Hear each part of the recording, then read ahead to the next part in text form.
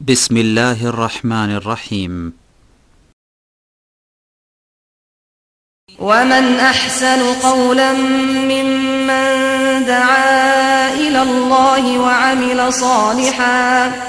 وعمل صالحا وقال إنني من المسلمين.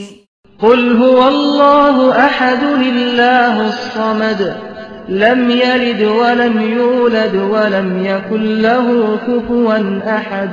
بسم الله الرحمن الرحيم.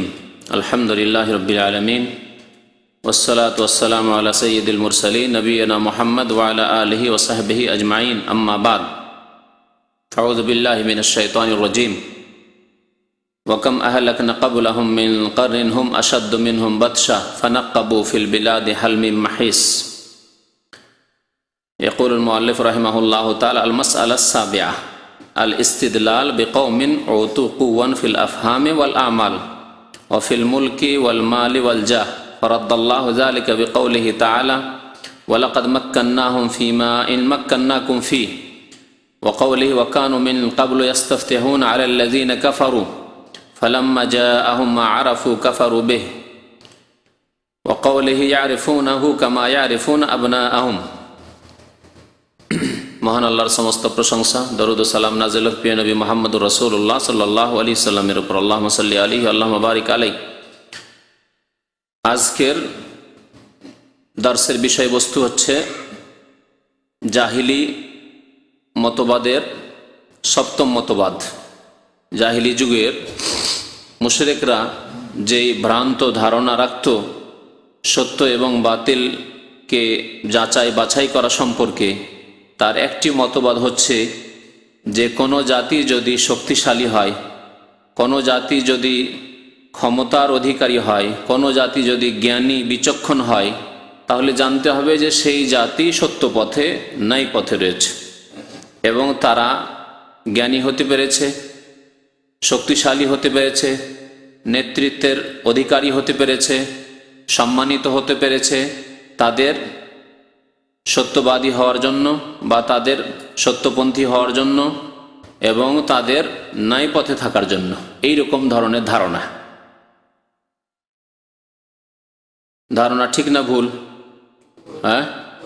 যে কোনো জাতি যদি যে কোনো যুগেই হোক, এমনকি আজকের যুগেও কিয়ামত পর্যন্ত এবং আগে যেসব জাতি এসছে সেসব জাতি সম্পর্কেও একই কথাই, যে যেই জাতি বেশি উন্নতি করতে পেরেছে, ধন সম্পদের ক্ষেত্রে হোক, নেতৃত্বের ক্ষেত্রে হোক, আর ক্ষমতার ক্ষেত্রে হোক, প্রভাবশালী হওয়ার ক্ষেত্রে হোক, আর বিদ্যা বুদ্ধির ক্ষেত্রে হোক, প্রযুক্তির ক্ষেত্রে হোক, সায়েন্স টেকনোলজির ক্ষেত্রে হোক, যে জাতি বেশি উন্নতি করতে পেরেছে জানতে হবে যে সেই জাতি কি সঠিক পথে রয়েছে, সেই জাতি হচ্ছে কি সত্যপন্থী, সেই জাতি ঠিক রাস্তায় রয়েছে।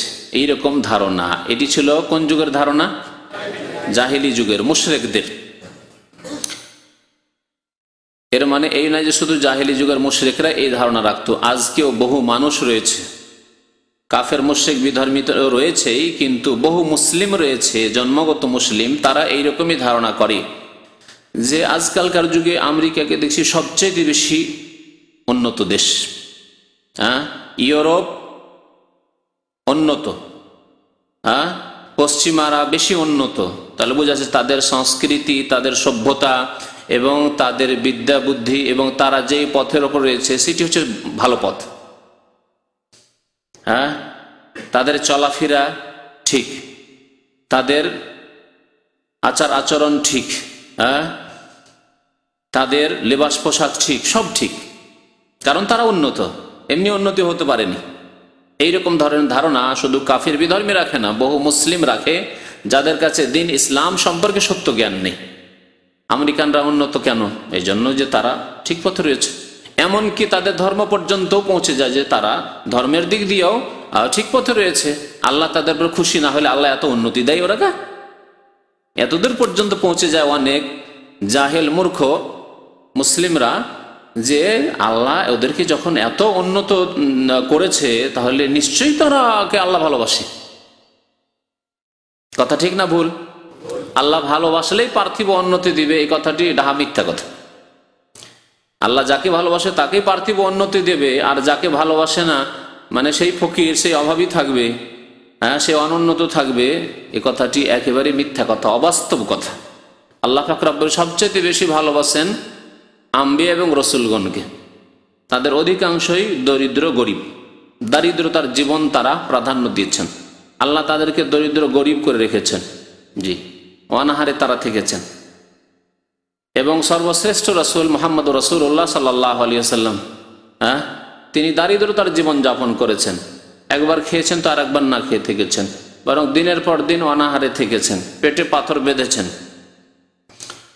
তাহলে কি যদি এই মাপকাঠি ঠিক হয় যে যাকে আল্লাহ বেশি ভালোবাসেন তাকে উন্নতি দান করেন, হ্যাঁ, তাকে বেশি ধন দৌলত দান করেন, এই কথাই যদি নেন, তার নবী করিম সাল্লাল্লাহু আলাইহি ওয়াসাল্লাম কি আল্লাহ ভালোবাসতেন না?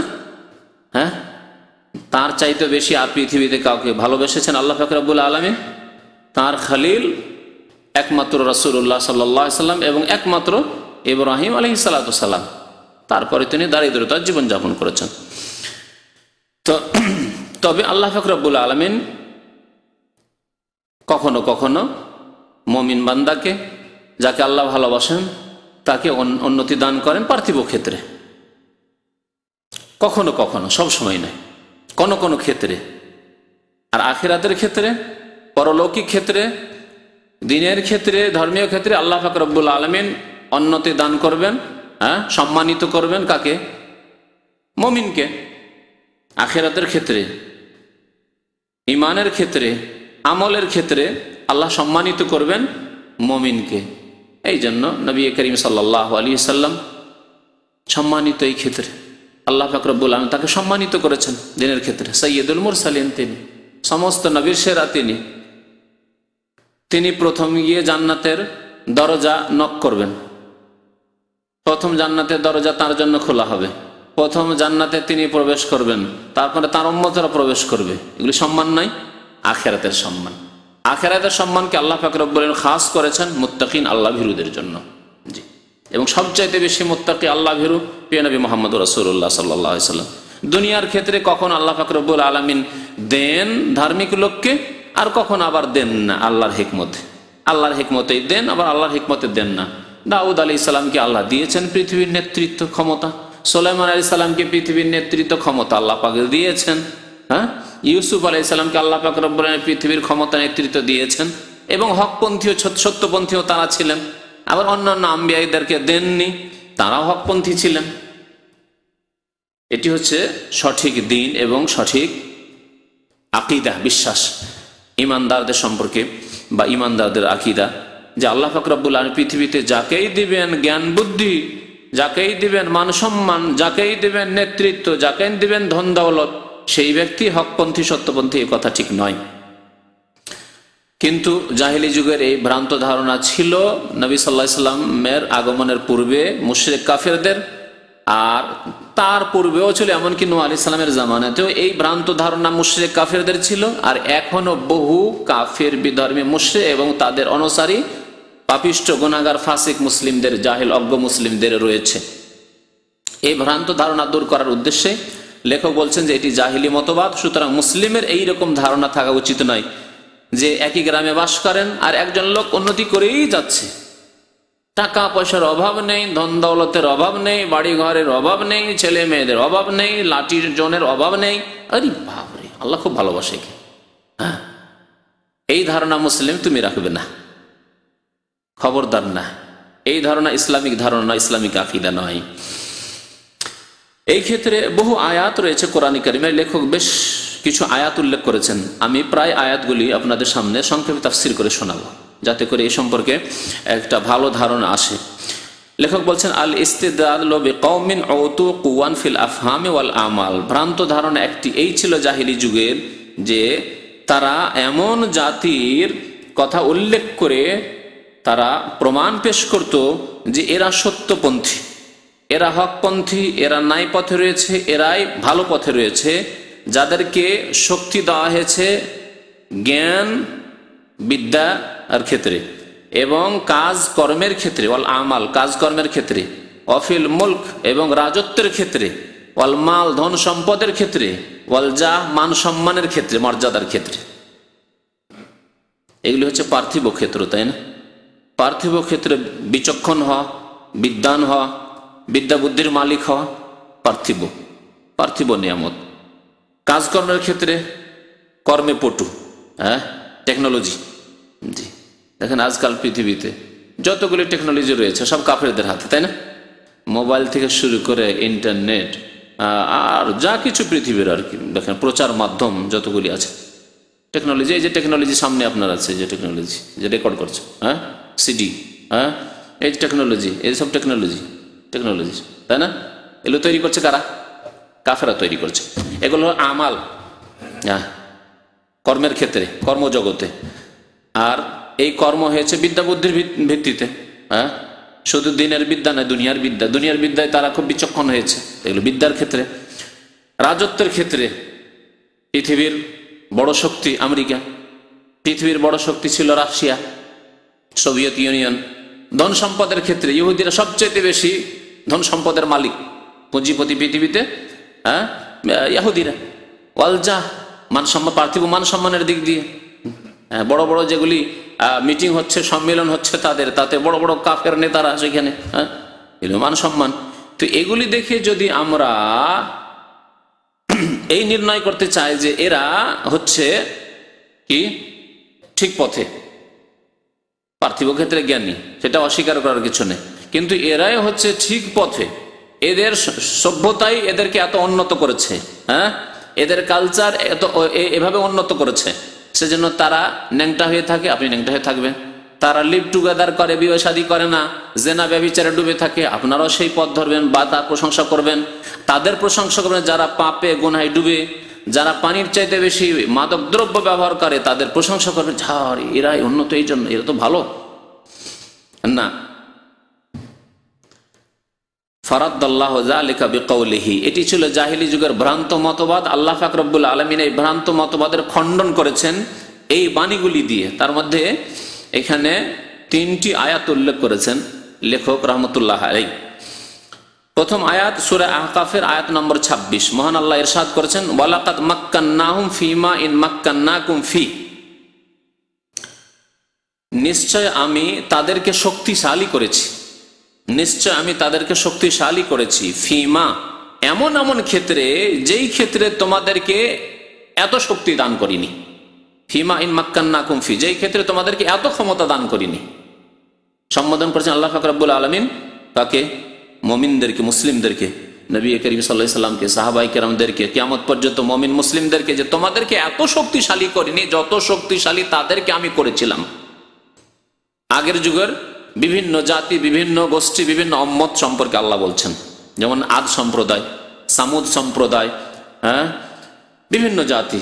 বর্তমান যুগে ইউরোপ, আমেরিকা, জাপান, চায়না, এসব এমন শক্তি তাদেরকে আমি দান করেছি যা তোমাদেরকে দান করিনি দিনই।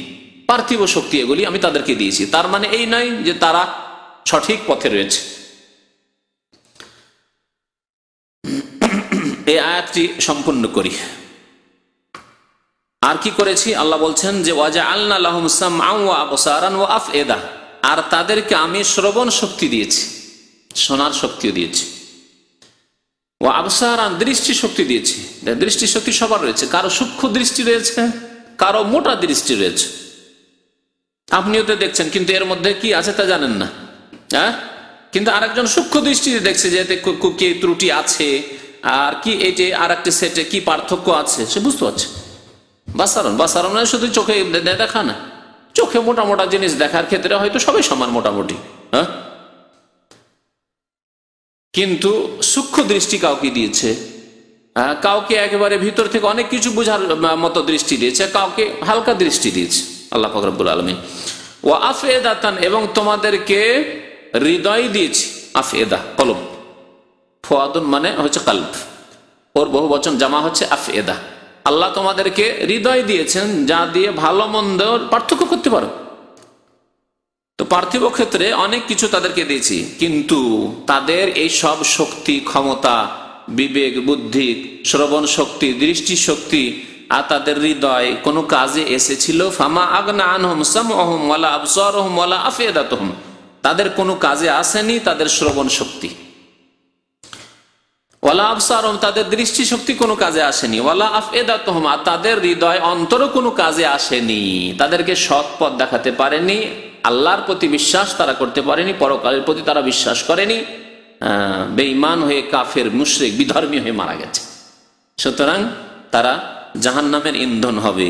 আল্লাহ পাক রব্বুল আলামিন কথা বলেছেন। তাহলে পার্থিব উন্নতি করায় মানে উন্নতি নয়। আল্লাহ পাক রব্বুল আলামিন কখনো কখনো আল্লাহর শত্রুদেরকে, কাফের জালেমকেও পৃথিবীর বিভিন্ন ক্ষমতা দিয়ে থাকেন। এই ছিল একটি আয়াত। আর একটি আয়াত হচ্ছে সূরা বাকারার আয়াত নম্বর 89।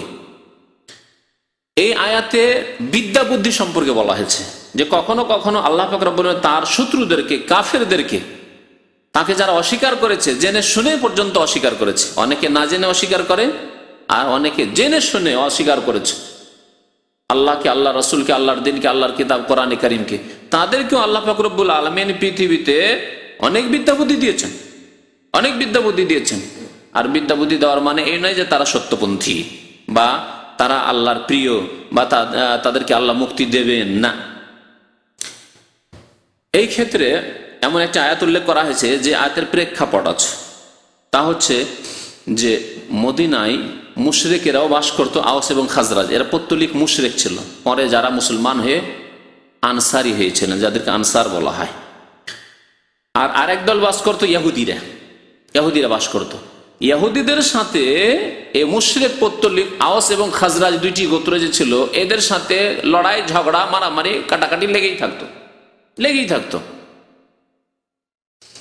যখন মারামারি কাটাকাটি হইতো তখন ইহুদিরা ধমক দিত কাদেরকে? এ মুশরিকদেরকে, আওস এবং খাজরাজ, পরে যারা মুসলিম হয়ে আনসারী হলেন তাদেরকে। জাহিলি যুগের ঘটনা। ধমক দিত কি বলে? আচ্ছা থামো, দেখবো। কখন দেখবো? একজন নবী আসবেন, আমাদের কিতাবে তাওরাতে আছে একজন শেষ রাসূল নবী আসবেন, যখন আসবেন না তার নেতৃত্বে আমরা লড়াই করবো আর তোমাদেরকে কচু কাটা করবো, জবাই করবো তোমাদেরকে একটা একটা করে।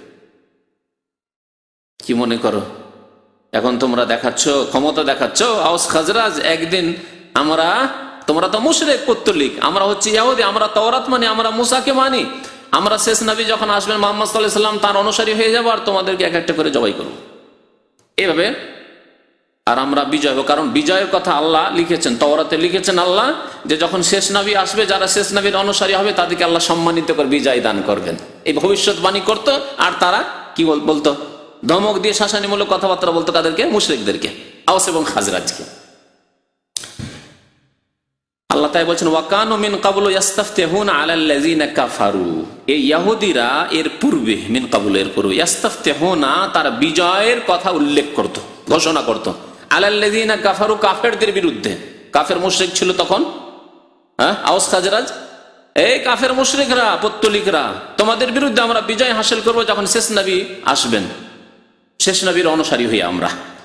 ফালাম্মা জাআহুম মা আরাফু, যখন নবী করিম সাল্লাল্লাহু আলাইহি ওয়াসাল্লাম আগমন করলেন শেষের সালাত নিয়ে, কিন্তু হয়ে গেলেন তিনি মুহাম্মদ সাল্লাল্লাহু আলাইহি ওয়াসাল্লাম এবং ইসমাঈল আলাইহিস সালামের গোত্রে, ইসহাকের গোত্রে, ইসরাইলের গোত্রে হলেন না।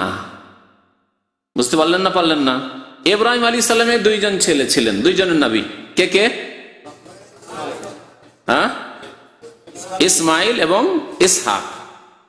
ইসমাইলের মায়ের নাম কি? আলাইহিস সালাম। ইসমাইলের মায়ের নাম কি? হাজরা বলে আমাদের দেশে মশহুর, কিন্তু হাজার, হাদিস আছে কি হাজার, ঠিক আছে, আমাদের দেশের লোকেরা হাজেরা রাখে, সেজন্য হাজরা করে চোখে হাজার। আর ইসহাক আলাইহিস সালামের মায়ের নাম সারা, সাহারা নয়, সারা। জি, প্রথম বিয়ে করেছেন ইব্রাহিম আলাইহিস সালাম সারাকে, সন্তান সন্ততি হচ্ছে না, একবারে বৃদ্ধই হয়ে গেলেন, নিরাশ হয়ে গেলেন। যাই হোক, তারপরে হাজেরার সাথে বিয়ে হলো, ইসমাইল আলাইহিস সালামের জন্ম হলো। ইসমাইল আলাইহিস সালামের যখন জন্ম হলো তখন তারপরে সারার পেটেও জন্ম নিলেন ইসহাক আলাইহিস সালাম। ইসমাইলও নবী হলেন, ইসহাকও নবী হলেন। এই দুই জন থেকে দুটি বিরাট বংশ হলো। ইসমাইল আলাইহিস সালামকে আল্লাহ পাক রব্বুল আলামিন আদেশ করলেন ইব্রাহিম আলাইহিস সালামকে যে একে নিয়ে এর মাকে কোথায় রেখে আসো? মক্কায় রেখে আসা। মক্কায় রেখে চলে গেলেন। মক্কা এলাকাকে আল্লাহ পাক রব্বুল আলামিন ইসমাইল আলাইহিস সালামকে দিয়ে আবাদ করলেন। আর ইসহাক আলাইহিস সালাম শাম দেশে থেকে গেলেন। ইরাকের মানুষ ছিলেন ইব্রাহিম আলাইহিস সালাম, ইরাক থেকে হিজরত করে চলে শাম দেশে, শাম মিশর এসব হিজরত করেছেন, ওই দিকে থেকে গেলেন ইসহাক আলাইহিস সালাম। ইসহাক আলাইহিস সালাম থেকে আল্লাহ পাক বহু আম্বিয়া এবং রাসূল পয়দা করলেন। মুসা, ঈসা, ইউসুফ, ইয়াকুব, ইয়াহিয়া, জাকারিয়া, সমস্ত আম্বিয়া রাসূল ইসহাক আলাইহিস সালামের বংশোদ্ভূত। বহু আম্বিয়া আসলেন ইসহাক আলাইহিস সালামের গোত্রে। ইহুদিদের আশা ছিল, যারা তাওরাতের অনুসরণের দাবি করত তাওরাত বিকৃত করার পরে, তাদের আশা ছিল যে এতগুলি নবী যখন আমাদের এই বংশে বানু ইসহাকে, আর ইসহাক আলাইহিস সালামের ছেলের নাম কি ছিল? কে বলতে পারেন? ইয়াকুব। ইয়াকুব আলাইহিস সালামের অপর আরেকটি নাম ছিল, তা হচ্ছে ইসরাইল। ইসরাইল, ইসরাইলকে ইংরেজিতে বাংলাতে ইসরাইল বলছে। আর এই ইহুদিরা ভ্রান্ত ধারণা রাখে যে আমরা এই ইয়াকুব আলাইহিস সালাম অর্থাৎ ইসরাইল আলাইহিস সালামের অনুসারী, সুতরাং তাদের দেশের নামকরণ করেছে তারা কি ইসরাইল বা ইসরাইল। আরবিতে ইসরাইলি বলা হয়, বাংলায় ইংরেজিতে যে ওইটাকে তারা ইসরাইল বলছে। এই দেশের নাম ওখান থেকে এসছে, তারা নিয়েছে। কিন্তু এরা ইসরাইল আলাইহিস সালামের বা ইয়াকুব আলাইহিস সালামের সত্যিকার অনুসারী নয়। যেমন আমাদের দেশের কবর পূজারী, মাজার পূজারী, পীর পূজারী, আটরসি, মাইজ ভান্ডারী, চর্মনাই, শস্যিনা, এইসব প্রিয় নবী মুহাম্মদ রাসূলুল্লাহ সাল্লাল্লাহু আলাইহি ওয়াসাল্লামের সত্যিকার অনুসারী নয়, কিন্তু তারা দাবিদার। তারা দাবি করে নাকি যে সবচেয়ে বেশি তারা অনুসারী মুহাম্মদ রাসূলুল্লাহ সাল্লাল্লাহু আলাইহি ওয়াসাল্লামের। এইরকমই ইহুদিরা যারা ইসরায়েল দেশ, এরা ফিলিস্তিনকে দখল করে আছে, তাদের ধারণা, ভ্রান্ত দাবি যে আমরা ইয়াকুব আলাইহিস সালাম, তার অপর নাম ইসরাইল, তার অনুসারী, সুতরাং আমাদের দেশের নাম আমরা কি রাখবো? ইসরাইল। ইসরাইল। বুঝলেন না? বুঝলেন না? হ্যাঁ, এইরকম বহু জাতি রয়েছে যারা আসলে অনুসরণ করে না, কিন্তু ভ্রান্ত দাবি রাখে। মক্কার কাফের মুশরিকরা যেমন ভ্রান্ত দাবি রাখতো যে আমরা ইব্রাহিম খলিলুল্লাহর অনুসারী, কিন্তু তারা ইব্রাহিম আলাইহিস সালাম অনুসরণ করেনি। তারা কবর মাজার পূজা করতো, আর তারা পুতুল পূজা করতো। 360টি মূর্তি রেখে কাবার চারিদিকে পূজা করত। ইব্রাহিম আলাইহিস সালাম, যিনি তাদের পূর্বপুরুষ, পুতুল ভেঙেছিলেন না? ভাঙেননি। আর তাদের সন্তানরা, তার সন্তানরা পরে এই মক্কার মুশরিকরা, তারা এই পুতুল পূজা শুরু করার বলে ইব্রাহিম আলাইহিস সালামের ধর্ম, এটি হচ্ছে ইব্রাহিম আলাইহিস সালামের ধর্ম। তাহলে ভ্রান্ত দাবি নয়। এইরকম ভ্রান্ত দাবিদার মুসলিম জাতিতে বহু রয়েছে, যারা দাবি তো করে যে তারা সাচ্চা মুসলমান, দাবি করে যে তারা সত্যি মুহাম্মদ রাসূলুল্লাহকে ভালোবাসেন, মুহাম্মদ রাসূলুল্লাহর অনুসারী, কিন্তু নবী সাল্লাল্লাহু আলাইহি ওয়াসাল্লামের সুন্নাত আদর্শ অনুসরণের সাথে তার দূরেরও সম্পর্ক নেই, অনেক দূরে চলে গেছে তারা। আর তাদের দিকে ইঙ্গিত করলাম, যারা কবর মাজার পূজায় লিপ্ত রয়েছে, যারা পীর পূজায় লিপ্ত রয়েছে, পীর মুরিদের বায়াতে লিপ্ত রয়েছে, যারা তাসাউফে লিপ্ত রয়েছে, কথা বুঝতে পেরেছেন? যারা মুরিদ বানায়, এরা হচ্ছে ওই রকম, এরা হচ্ছে ওই রকমই। জি, যেমন ইহুদিরা দাবি করে মুসা আলাইহিস সালামের অনুসরণের, ইয়াকুব আলাইহিস সালামের অনুসরণ, কিন্তু ইয়াকুব আলাইহিস সালাম, মুসা আলাইহিস সালামের সাথে তাদের দূরেরও সম্পর্ক নেই। সম্পর্ক হইতে হবে আকীদার, আমলের, অনুসরণের, খাঁটি সম্পর্ক হইতে হবে, তাহলেই সম্পর্ক থাকবে। আর মুখের দাবি করলে অনুসরণ হয় না, আর সম্পর্ক থাকে না।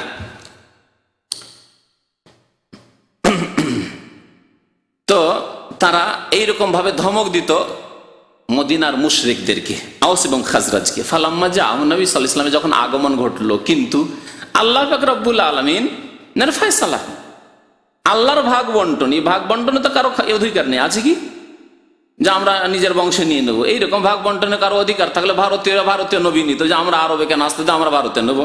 হ্যাঁ, বাঙালিরা বলতে আমরা বাঙালি নবী নেবো, আমরা ওইখানকার নবী নেবো কেন? সামদেশের লোকেরা বলতে আমরা সামদেশের নবী নেবো, ইউরোপিয়ানরা বলতে আমরা ইউরোপীয় নবী নেবো, আফ্রিকানরা বলতে আমরা কালো মানুষ কালো নবী নেবো।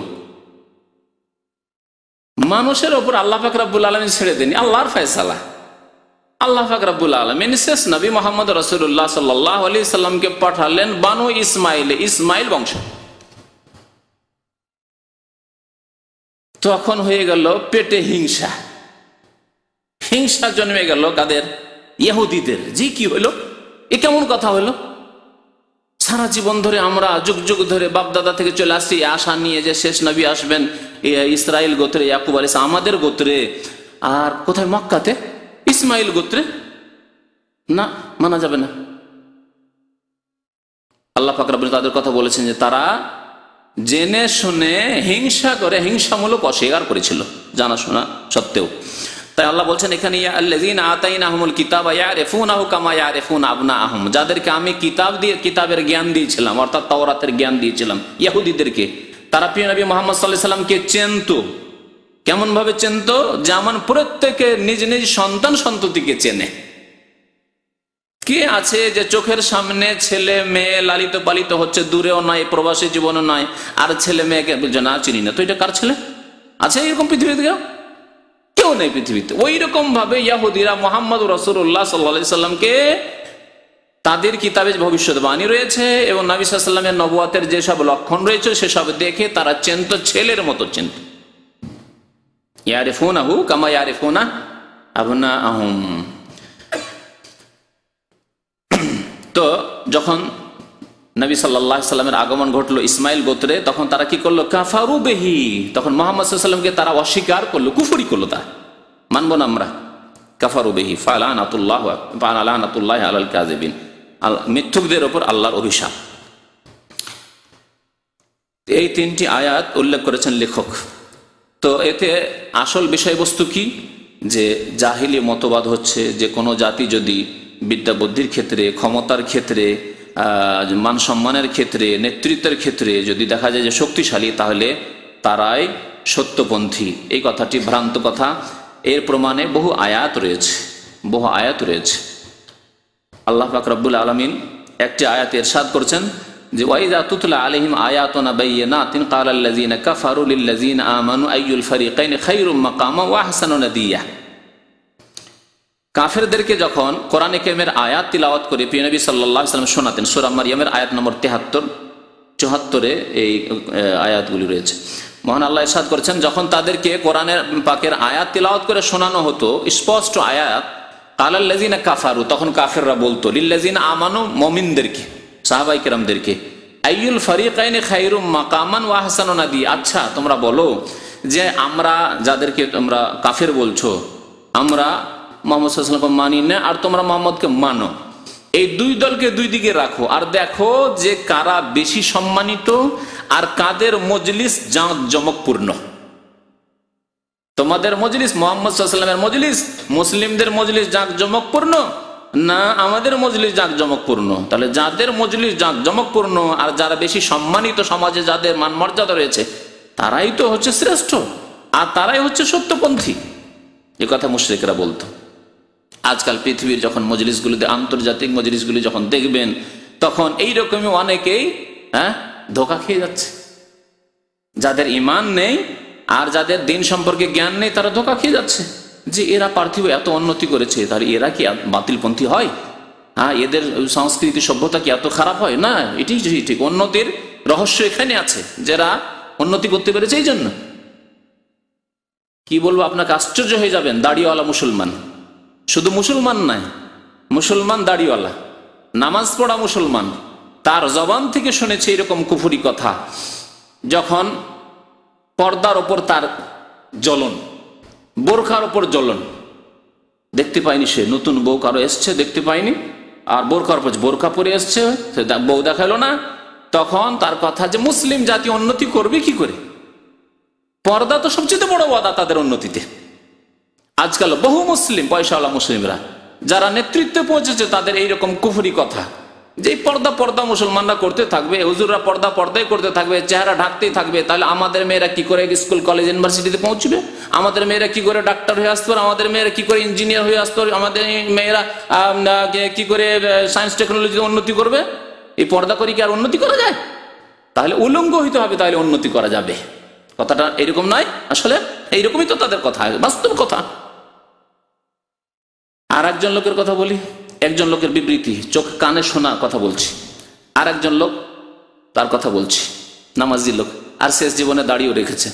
সেই লোক দাড়ি লেখা অবস্থায় তার কথা, এগুলো মুসলিমদের কথা, কাফেরদের কথা বলছে না, হিন্দু ইহুদি খ্রিস্টানের বক্তব্য নয়। বলছে যে পর্দা এত পর্দা করলে কি বেনজির ভুট্টো প্রধানমন্ত্রী হতে পারতো? এত পর্দা করলে কি খালেদা জিয়া প্রধানমন্ত্রী হতে পারতো? এত পর্দা করলে কি আর হাসিনা প্রধানমন্ত্রী হতে পারতো? এরা কি এতদূর পৌঁছিতে পারতো, এত উন্নতি করতে পারতো? তার পর্দায় হচ্ছে উন্নতিতে মুসলিমদের বাধা। বুঝতে পারলেন? প্রথম কথা এই কথাটি ডাহা কুফরি কথা। এরপরে মুসলিম থাকে না মানুষ। না, আল্লাহ তুমি তো বাধা দিয়েছো উন্নতি করতে, আমাদেরকে পর্দা করতে বলেছো, তার মানে আমরা উন্নতি করতে পারছি না, আমাদের মেয়েরা উন্নতি করতে পারছে না। আর মানুষ সমাজ তৈরি নারী পুরুষ নিয়ে, দুটি নিয়ে। যদি একদিক যদি ব্যালেন্সলেস হয়ে যায়, যদি মেয়েরা উন্নতি না করে, তো আমরা একে উন্নতি করে কত আর উন্নতি করবো? আর ইহুদি খ্রিস্টানরা পশ্চিমারা এই জন্য উন্নতি করতে পারছে, সমান সমান দৌড় দিচ্ছে, নারী পুরুষ একসাথে দৌড় দিচ্ছে, আর ডবল ডবল কাজ হচ্ছে, উন্নতি করছে সাহায্য করে দিতে। এইরকম যদি পার্থিব উন্নতির ব্যাখ্যা করা হয়, তাহলে প্রথম কথা এটি কুফরি। সেই ব্যক্তি কাফের, বিধর্মী, মুরতাদ হয়ে যা, মুসলিম থাকে না। আর তারপরে এটি হচ্ছে জাহিলি মতবাদ। জাহিলি মতবাদ যে যারাই উন্নত পৃথিবীতে, তারাই হচ্ছে সত্যপথে এবং তাদের সংস্কৃতি সভ্যতাই হচ্ছে গ্রহণযোগ্য। লা হাওলা ওয়ালা কুওয়াতা ইল্লা বিল্লাহ। তো আল্লাহ পাক রব্বুল বলছেন যে তাদেরকে যখন কোরআনের কথা শোনানো হতো, তখন কাফেররা বলতো মুমিনদেরকে যে আইয়ুল ফারিকাইনি খায়রুন মাকামান, দুই দলের মধ্যে দেখো তো কোন দল মর্যাদার দিক দিয়ে শ্রেষ্ঠ। তোমরা বেশি শ্রেষ্ঠ হয়েছে সমাজে, মক্কার সমাজে, না আমরা বেশি শ্রেষ্ঠ? ওয়াহসানু নাদিয়া, নাদিয়া মানে মজলিস, অনুষ্ঠান। আর কাদের মজলিস, কাদের অনুষ্ঠান হচ্ছে জমকপূর্ণ। দেখো তো, আমাদের মজলিস অনুষ্ঠান দেখো, তোমাদের মজলিস দেখো।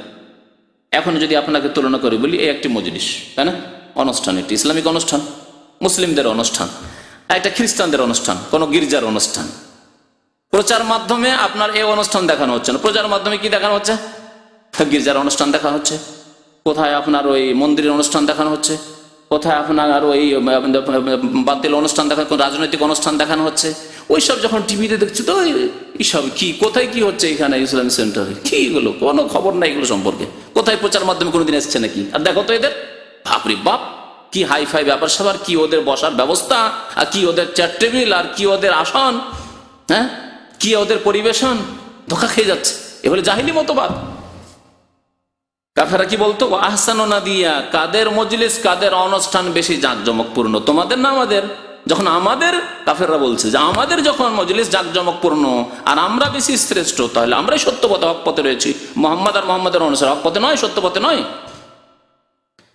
আল্লাহ পাক রব্বুল তার খণ্ডন করে জবাব, ফাকালা তারা রাদ্দান আলাইহিম, তাদের খণ্ডন করে জবাব দিচ্ছেন, ওয়াকাম আহলাকনা ক্বাবলাহুম মিন কারনিন, হে মুশরিক, হে কাফেররা, হে মক্কার মুশরিকরা, পত্তলিকরা, তোমাদের পূর্বে বহু জাতিকে আমি ধ্বংস করেছি। ওয়াকাম আহলাকনা ক্বাবলাহুম, তাদের পূর্বে বহু জাতিকে ধ্বংস করেছি। হুম আহসানু আসাসা, যারা সাজ সরঞ্জামের দিক দিয়ে, সম্পদের দিক দিয়ে অনেক কি ছিল, শ্রেষ্ঠ ছিল।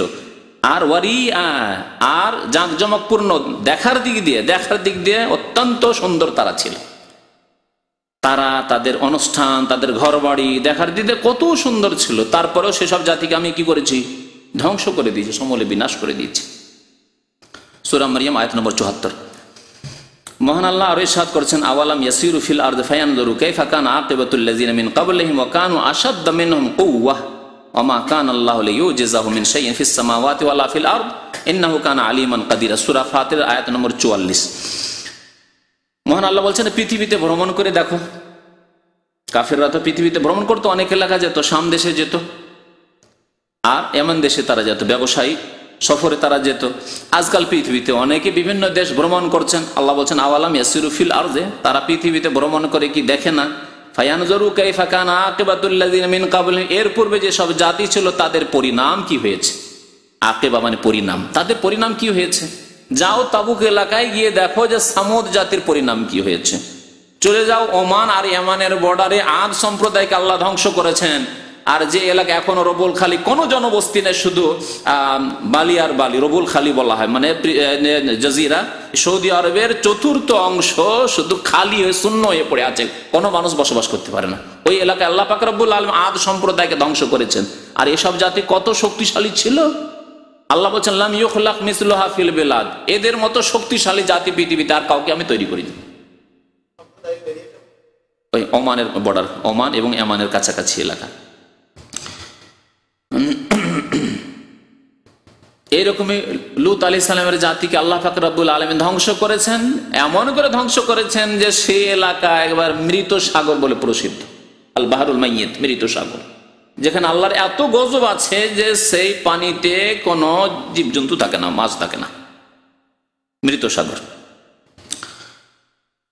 তো আল্লাহ বলছেন যে তোমাদের পূর্বে বহু জাতিকে আল্লাহ ধ্বংস করতে, দেখো কি সেই জাতির পরিণাম, ওয়াকানু আসাদ্দা মিনহুম কুওয়া, তাদের চাইতে বেশি শক্তিশালী ছিল, শক্তির দিক দিয়ে প্রবল ছিল তারা। এই মক্কার মুশরিকদের চাইতে, আবু জাহল আবু লাহাব এদের চাইতে অনেক বেশি শক্তিশালী তারা ছিল। মা কান আল্লাহু লিইউজিজাহু মিন শাই, আল্লাহ পাক রব্বুল আলামিনকে কেউ পরাস্ত করতে পারে না, পরাজিত করতে পারে না, আল্লাহর হাত ছাড়া কেউ হয়ে যেতে পারে না, যে আল্লাহর কাছ থেকে কেউ ছুটে পালিয়ে যাবে, বেঁচে যাবে। ফিস সামাওয়াতে, না আকাশে, ওয়ালা ফিল আরদি, না জমিনে, ইন্নাহু কানা আলিমান কাদিরা, আল্লাহ সবকিছুই জানেন এবং তিনি সর্বশক্তিমান। আরো মহান আল্লাহ পাক রব্বুল আলামিন বলছেন যে ওয়াকাম আহলাকনা কাবলাহুম মিন কারন, বহু জাতিকে আমি আল্লাহ ধ্বংস করেছি। হুম আসাদ্দ মিনহুম বাদশা, এই মক্কার মুশরিকদের চাইতে, আজকের ইউরোপ আমেরিকা চাইতে, আজকে রাশিয়া চাইতে, আজকে জাপান চায়না চাইতে, আসাদ্দ মিনহুম বাদশান, তাদের চাইতেও শক্তির দিক দিয়ে প্রবল ছিল তারা। সূরা কাফ আয়াত নম্বর 36। তবু তাদের শক্তি, তাদের ক্ষমতা তাদেরকে বাঁচাতে পারেনি। আল্লাহ আযাব যখন এসেছে, তাদের পাপের কারণে, তাদের কুফরির কারণে, তাদের অন্যায়ের কারণে, জুলম অত্যাচারের কারণে আল্লাহ যখন ধ্বংস করেছেন, কোনো শক্তি তাদেরকে বাঁচাতে পারেনি। ওয়াকালা তাআলা, মহান আল্লাহ আরো বলেছেন, আওয়ালাম ইয়ারাউ কাম আহলাকান ক্বাবলাহুম মিন কারন, তারা কি দেখে না? কারণ হয় ইতিহাসের পাতায় রয়েছে, সেটাও দেখা, পড়ে শুনে দেখা। আরেকটি রয়েছে যারা ভ্রমণ করে, তারা স্বচক্ষে গিয়ে দেখে আসলে ওই এলাকা। জি, অনেকে হয়তো সোভিয়েত ইউনিয়ন দেখেননি, কিন্তু সোভিয়েত ইউনিয়নের কথা শুনেছেন যে কত শক্তিশালী ছিল, দেখতে যাননি, কিন্তু ইতিহাসের পাতায় আছে। অথবা চোখের সামনে যারা 15-20 বছর আগের ঘটনা জানেন, তারা দেখেন চোখের সামনে কিভাবে ভেঙে এমন হলো যে গরিব কেউ খেতে পায় না, সেখানকার জনসাধারণ খেতে পায় না, এত সায়েন্স টেকনোলজির উন্নতি করেও সেখানকার লোকেরা খেতে পায় না। তারপরে শেষ পরিণাম যে আল্লাহর আযাব গজব আসবে, তারপরে কিয়ামত আখিরাতে যে কি হবে তত পরেরই কথা। পৃথিবীতে এই দেখেন 70 বছরের মধ্যে তাদের কেমন অধপতন আসলে। জি, মোগলদের সাম্রাজ্যের কথা না, ভারতে কত শক্তিশালী ছিল। এইরকম বহু জাতিকে আল্লাহ বলছেন, তাই বলছেন আওয়ালাম ইয়ারাউ কাম আহলাকনা মিন ক্বাবলিহিম মিন কারন, তারা কি দেখে না? হয় চোখে দেখা, অথবা অন্তর্দৃষ্টি দিয়ে দেখা, ইতিহাসের পাতায় দেখা, পড়ে শুনে দেখা, শুনে শুনে দেখা, এসব দেখা। মিন কারন, বহু জাতিকে আমি ধ্বংস করেছি কিভাবে? মাক্কান্নাহুম ফিল আরদ, তারা দুর্বল ছিল না যে দুর্বল হওয়ার কারণে না খেয়ে অনাহারে মারা গেছে। মাক্কান্নাহুম ফিল আরদ, পৃথিবীতে তাদেরকে অত্যন্ত শক্তিশালী করেছিলাম। আল্লাহ বলছেন মা লাম নুমাক্কিন লাকুম, এমন শক্তিশালী করেছিলাম যে তোমাদেরকে এত শক্তিশালী করি নাই, এত শক্তিশালী তোমাদেরকে করি নাই। মক্কাবাসীকে আল্লাহ সম্বোধন করছেন, মদিনার লোককে আল্লাহ সম্বোধন করছেন, সাহাবায়ে কেরামদেরকে আল্লাহ পাক সম্বোধন করছেন, মুমিন মুসলিমদেরকে আল্লাহ সম্বোধন করছেন, এত শক্তি তোমাদেরকে দেই নাই যত শক্তি তাদেরকে আমি দিয়েছিলাম। ওয়া আরসালনাস সামা আলাইহিম মিদরারা, এবং তাদের ওপর মুষলধার বৃষ্টি পাত করেছিলাম, বৃষ্টি দিয়ে তাদেরকে সচ্ছল করেছিলাম। কারণ বৃষ্টি হলে দেশ সচ্ছল হবে, ফসল যখন হবে, ফল ফ্রুট হবে, তখন তো দেশ সচ্ছল হবে। ওয়াজআলনা আনহারা তাজরি মিন তাহতিহিম, এবং বহু ঝর্ণা প্রবাহিত ছিল তাদের নিম্ন দেশে। তাদের দেশে অনেক নদী নালা ছিল, ঝর্ণা প্রবাহিত ছিল, পানির অভাব ছিল না। পানির অভাবেও দেশে দুর্ভিক্ষ দেখা যায়, পানির কোনো অভাব ছিল না, ওপর থেকেও পানির অভাব ছিল না, আর জমিনেও পানির কোনো অভাব ছিল না। আল্লাহর নিয়ামত। সবচাইতে বেশি এই বাংলায়, অখণ্ড বাংলায় সবচেয়ে বেশি জনবসতি কেন? এত ঘন জনবসতি কেন? কোনোদিন চিন্তা করেছেন? পানির অভাব ছিল না। প্রাচীন যুগে তো সায়েন্স আর টেকনোলজির এত উন্নতি ছিল না, আর চাকরির এত ব্যবস্থা ছিল না যে চাকরি করে খাবো, জমি জায়গায় থাকার না থাকে, একটা ভাড়া বাড়িতে থাকছি আর চাকরি করে খুব সুখে খাচ্ছি, বাড়ি ঘর থাকার না থাকে, ভাড়া বাড়িতে আছি আর একটা ব্যবসা করে উন্নতি করছি, এত এইসব ছিল না। ছিল কি? কৃষিকাজ ছিল। আর সবচেয়ে বেশি সোনার ফসল হতো এই বাংলায়। সারা পৃথিবী থেকে লোক দৌড় দিয়ে ছুটে আসলে যে যাই বাংলায় যায়। ঘন জনবস্তি এই জন্য, এখানে ঘন জনবস্তি এই জন্য যে এখানে ফসল হয় কেন? যে এখানে বৃষ্টিও খুব বেশি হয়, আর নদী নালারও অভাব নাই, যেখানে সেখানে নদী আর নদী, নদী আর নদী, ঝর্ণা প্রবাহিত। আল্লাহ বলছেন এই নিয়ামতগুলি আমি তাদেরকে দান করেছিলাম। ফাআহলাকনাহুম বিযুনুবিহিম, কিন্তু তাদের গুনহার কারণে কি করেছি? তাদেরকে আমি ধ্বংস করে দিয়েছি। তাহলে ধ্বংসের কারণ হচ্ছে গুনাহ, মানুষের পাপ।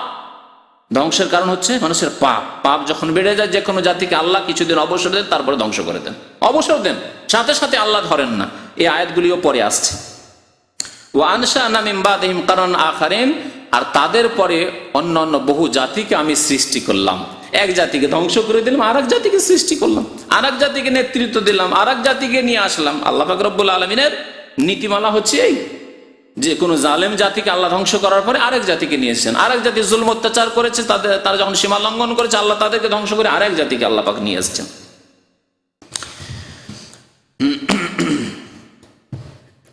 আল্লাহ পাক রব্বুল আলামিন তাই কাফেরদেরকে, জালেমদেরকে, অন্যায়কারীদেরকে, বাতিলপন্থীদেরকে যে পৃথিবীতে এসব দিয়ে থাকেন, বিদ্যা বুদ্ধি দিয়ে থাকেন, সায়েন্স টেকনোলজি দিয়ে থাকেন, তাদেরকে কাজে পটু করে থাকেন, তাদেরকে নেতৃত্ব দিয়ে থাকেন, তাদেরকে ধন সম্পদ দিয়ে থাকেন, তাদেরকে মান সম্মান দিয়ে থাকেন পার্থিব, এসব কি জন্য? এসব হচ্ছে আল্লাহর পক্ষ থেকে কিছুদিনের জন্য ছাড়, অবসর। আল্লাহ অবসর দেন, ইস্তিদরাজকে বলা হয় অবসর দেওয়া। এগুলি কয়েকটি আয়াতে আল্লাহ পাক রব্বুল আলামিন উল্লেখ করেছেন। ফালাম্মা নাসু মা যুক্কিরু বিহি, আল্লাহ বলছেন তাদেরকে যে উপদেশ দেওয়া হয়েছিল আমার পক্ষ থেকে, মা যুক্কিরু বিহি, আম্বিয়া এবং রাসূলগণ এসে 70 দিনের যে উপদেশ দিয়েছিল তা যখন তারা ভুলে গেল মানে অমান্য করলো, মানলো না, অথবা গাফিলতি করলো, হয়তো মানতো, তারপরে এই চলতে চলতে যদি ধীরে ধীরে এমন ঢিলা হইতে হইতে আজকাল বেনামাজি মুসলমানদের মতো একদল কাফের, তারা প্রিয় নবী মুহাম্মদ সাল্লাল্লাহু আলাইহি ওয়াসাল্লামকে অস্বীকার করেছে, ঠিক না? তারা কাফের। আর যারা মুসলিম তারা অস্বীকার তো করেছে, কিন্তু সাহাবায়ে কেরাম, তাবেঈন, তাবা তাবেঈন, আগের যুগের মুসলিমদের সন্তানরা বেনামাজি হইতো না। ধীরে ধীরে এরা তো জাতিতে মুসলমান, যেমন আমরা আজকালকার মুসলমান, জাতিতে তো মুসলমান, বাবা ছিল নামাজি, ছেলে নামাজি নয়, মা ছিল পর্দানাসীন, মেয়ে পর্দানাসীন, বিহায়া, পর্দানাসীন নয়। এইভাবে ধীরে ধীরে নাসু মা যুক্কিরু বিহি, যে উপদেশ তাদেরকে দেওয়া হয়েছিল কোরআনে কারিমে, নবী সাল্লাল্লাহু আলাইহি ওয়াসাল্লামের মাধ্যমে, সাহাবায়ে কেরামদের মাধ্যমে, আইম্মায়ে কেরামদের মাধ্যমে, উলামায়ে কেরামদের মাধ্যমে, নাসু, তা ভুলে গেল। তারা ভুলে গেল, তখন আল্লাহ কি করলেন? আল্লাহ সাথে সাথে আবার শাস্তি দেন না। নতুন কথা শুনবেন, হয়তো এরকম কথা শোনার অপেক্ষা করছেন আপনারা, যে যখন তারা ভুলে গেল তখন আল্লাহ কি করলেন? শাস্তি দিলেন না। আল্লাহ বলছেন ফাতাহনা আলাইহিম আবওয়াবা কুল্লি শাই, তখন সমস্ত কিছুর দরজা সমূহ আমি কি করলাম? উন্মুক্ত করে দিলাম, খুলে দিলাম। যখন বাবা ছিল নামাজি, ছেলে বেনামাজি, মা ছিল পর্দানাসীন, মেয়েরা কলেজ ইউনিভার্সিটি ধরে পর্দা করলে উন্নতি করা যায় নাকি? এই করি তো আমার মা নিরক্ষর থেকে গেছে, একটা লেখাপড়া জানতো না, টাকা টিপসই দিতে হইতো, হ্যাঁ, পর্দা করা যাবে না। এইসব যখন করতে লাগলো তখন আল্লাহর আযাব আসে না। প্রথম কি আছে? ফাতাহানা আলাইহিম আবওয়াবা কুল্লি শাই, আল্লাহ তখন দরজা খুলে দেন। চাকরির। মা একবার নিরক্ষর, কিছুই পড়াশোনা জানতো, টিপসই দিত, হ্যাঁ, পাসপোর্ট করতে গিয়ে টিপসই দিতে হচ্ছে। আর মেয়ে গিয়ে এমপি হয়ে বসে গেছে, একবারে পার্লামেন্টে পৌঁছে গেছে, আর মেয়ে ভালো অফিসার হয়ে গেছে। হ্যাঁ, বাবা ছিল অশিক্ষিত চাষি, আর ছেলে একবারে সচিবালয়ে পৌঁছে গেছে। আর কত কি হয়ে গেছে, বিদেশ চলে গেছে, আর ইউরোপ আমেরিকা চলে গেছে, গ্রিন কার্ড পেয়ে গেছে। আরে বাপরে বাপ, আমার বাবা এক অক্ষর পড়াশোনা জানতো না, আর আমি এখন আমেরিকান বাঙালি এখন আমি এখন কানাডিয়ান বাঙালি, ঠিক না? ফাতাহানা আলাইহিম আবওয়াবা কুল্লি শাই, প্রত্যেক জিনিসের দরজা। যখন বিদেশে যেতে চাইলো, গ্রিন কার্ড চাইলো, আমেরিকা যেতে চাইলো, নাগরিকত্ব চাইলো, দরজা খুলে দিলাম। টাকা পয়সা চাইলো, দরজা খুলে দিলাম। চাকরি চাইলো, দরজা খুলে দিলাম। গালফে আসতে চাইলো, দরজা খুলে দিলাম। ফাতাহানা আলাইহিম আবওয়াবা কুল্লি শাই, আল্লাহ বলছেন প্রত্যেক জিনিসের দরজা আমি খুলে দিলাম। কত নিবেন নাও। তাহলে সাথে সাথে আল্লাহর আযাব আসে না, আযাব সাথে সাথে আসে না। হাত্তা ইজা কি হইল? হাত্তা ইজা ফারেহু বিমা উতু, এমন অঢেল নিয়ামত তাকে দিলাম, এত সুখ স্বাচ্ছন্দ্য দিলাম, এসব অত্যন্ত আনন্দ এবং উল্লাসে। ফারেহু, খুশির শেষ নেই।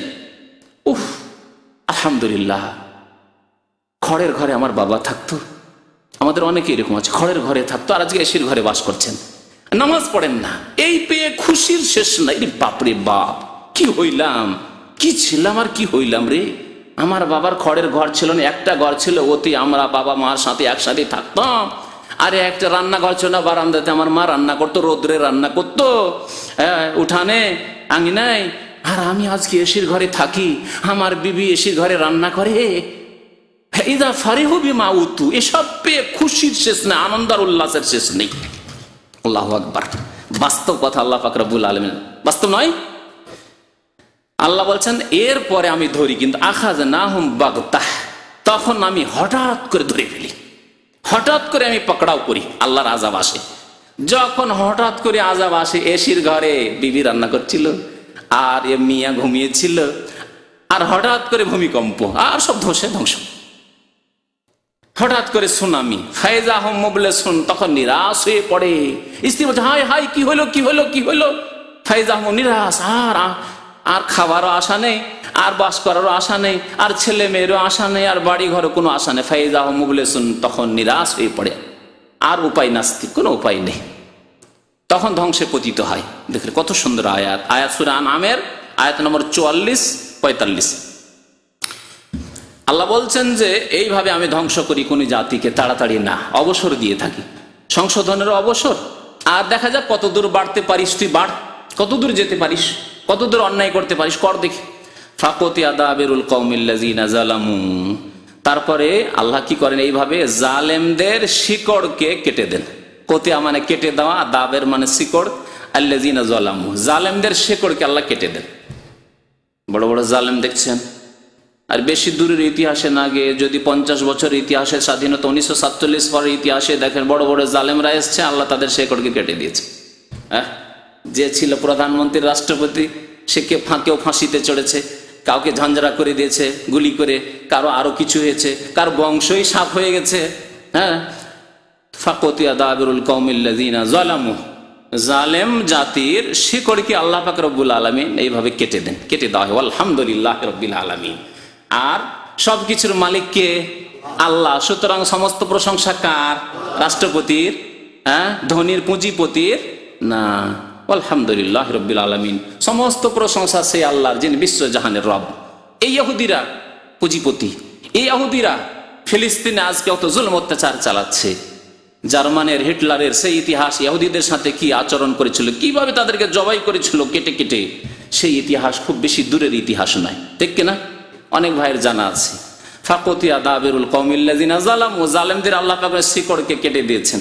কোনো স্থান পাচ্ছিল না, কোথাও পৃথিবীতে একটি দেশ ছিল না ইহুদিদের তখন। হ্যাঁ, এখনো ছিল না, কিন্তু পশ্চিমা দেশগুলি সব এক হয়ে, হ্যাঁ, মুসলিম দেশের কলবের উপরে একটা ইহুদিদেরকে দেশ দিয়ে দেওয়া হোক, যাদেরকে মুসলিমরা এই নিয়ে ব্যতিব্যস্ত পেরেশান থাকে, আর কোনো চিন্তা করার তাদের ফুরসত না হয়। ফিলিস্তিন হচ্ছে মুসলিমদের কলব, হৃদয়, এমন একটা জায়গায় ম্যাপে পৃথিবীর মানচিত্রে রয়েছে এই ফিলিস্তিন প্যালেস্টাইন, যেটা হচ্ছে মুসলিমদের অন্তর, হৃদয়, মুসলিম দেশগুলির হৃদয়, এমন একটা জায়গায় রয়েছে। সেই জায়গাটিকে পশ্চিমারা ষড়যন্ত্র করে ইহুদিদেরকে দিয়ে দিল, মুসলিমদেরকে কিয়ামত পর্যন্ত পেরেশান রাখার জন্য। কিন্তু আল্লাহ পাক রব্বুল আলামিন অবশ্যই জয়ী করবেন মুসলিমকে, কিন্তু মুসলিম হইতে হবে। মুসলিমও যদি কাফেরদের অনুসারী হয় তাহলে না, তাহলে ওই জালেমদের শেকড় কাটা হয়, ওই শেকড়ই কাটা হচ্ছে এইরকম ফাসেক পাপী মুসলিমদের।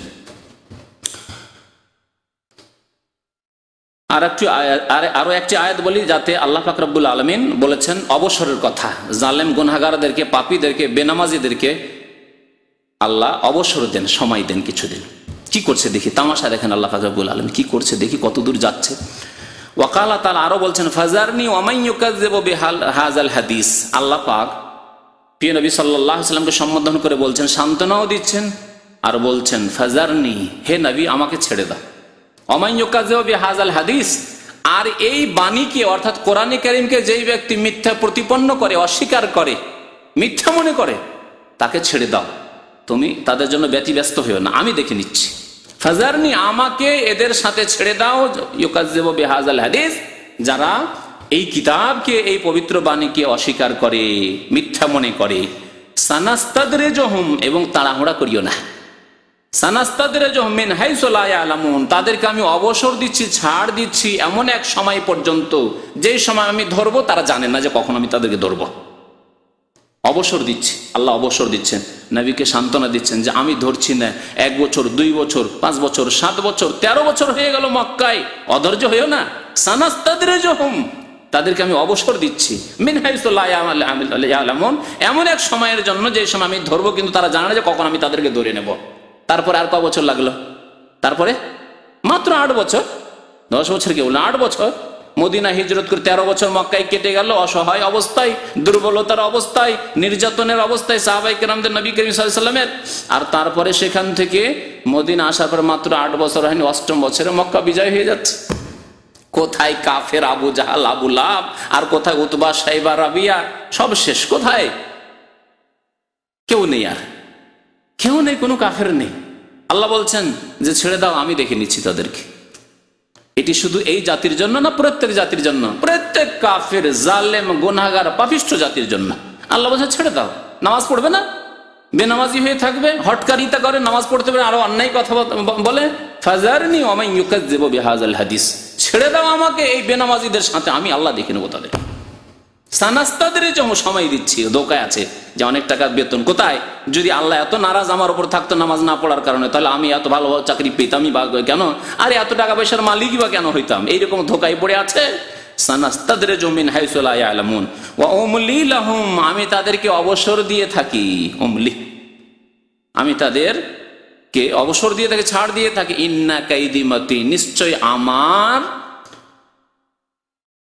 কায়েদ। কায়েদ মানে হচ্ছে পাকড়াও। কায়েদ মানে আসলে হচ্ছে ছলনা, কিন্তু ছলনাটা যেহেতু খারাপ অর্থে ব্যবহার হয়, আল্লাহ পাক রব্বুল আলামিনের হচ্ছে কৌশল। কৌশল সবচেয়ে ভালো শব্দ হচ্ছে কৌশল। ইন্না কাইদি মাতিন, আল্লাহর কৌশল হচ্ছে অত্যন্ত সূক্ষ্ম।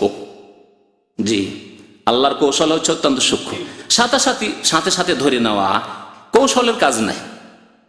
মানুষ আমরা অনেকেই একবার একটা ভুল করলো বা দুইবার ভুল করলো, চট করে ধরে ফেললাম তাকে, তাই না? এটা কৌশল না। একটা ছেলেকে তরবিয়তের ক্ষেত্রে, এটা ছেলে তো মানুষ করছেন, ছেলে একবার দুইবার ভুল করেছে আর চট করে ধরে নিয়ে ভালো পানিশমেন্ট দিয়ে দিলাম, যে সোজা করার জন্য দিয়ে দিলাম, বেটাকে শিক্ষা দিয়ে দিলাম ভালো করে। এটা কৌশল না। আর কৌশল বিভিন্ন কৌশল আছে, বিভিন্ন কৌশল দিয়ে হইল না, তখন কোন কৌশল কখন অবলম্বন করতে হবে, এটা হচ্ছে ভালো কৌশল। তো আল্লাহ পাক রব্বুল আলামিন কৌশল করেন। কাফের জালেমরা ষড়যন্ত্র করে ইসলামের বিরুদ্ধে, আল্লাহ পাক রব্বুল আলামিন কৌশল করেন। ওয়া মাকারু ওয়া মাকার আল্লাহ। আল্লাহ এখানে কাইদের কথা বলেছেন, কোন জায়গায় মাকারের কথা বলেছেন।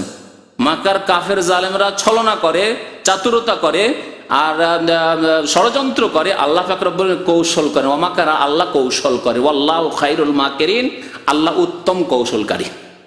আল্লাহ উত্তম কৌশলকারী। তো আল্লাহ বলছেন আমি তাদেরকে অবসর দিয়ে থাকি। ইন্না কাইদি মাতিন, নিশ্চয় আমার কৌশল হচ্ছে অত্যন্ত সূক্ষ্ম।